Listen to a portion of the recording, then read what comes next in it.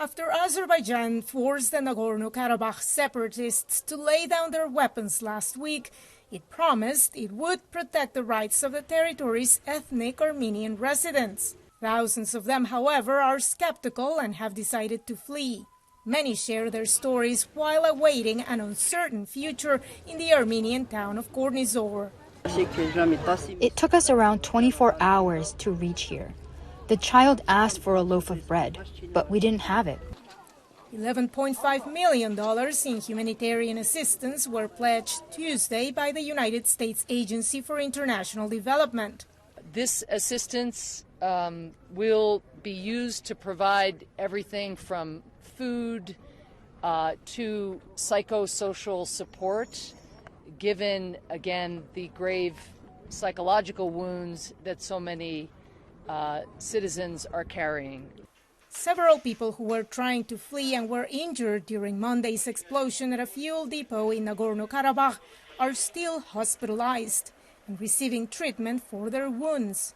Diplomatic efforts are underway at the highest levels with the government of Azerbaijan to try to calm the situation, said U.S. State Department spokesperson Matthew Miller. The Secretary spoke again to President Aliyev today and underscored the urgency of no further hostilities, that there be unconditional protections and freedom of movement for civilians, that there be unhindered humanitarian access to Nagorno-Karabakh. The Armenian government will need to promptly mobilize its resources to help the displaced. Kerry Kavanaugh, former U.S. co-chair of OSCE's Minsk group, told VOA.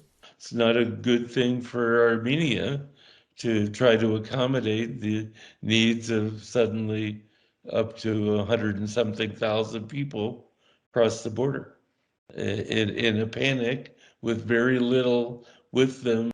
So I think we're at a pivotal point right now, and we won't know for a few days how this plays out. In the meantime, the United Nations Refugee Agency said it will continue to provide support to the Armenian government, while at the same time calling for the protection of civilians in accordance with international humanitarian and refugee law.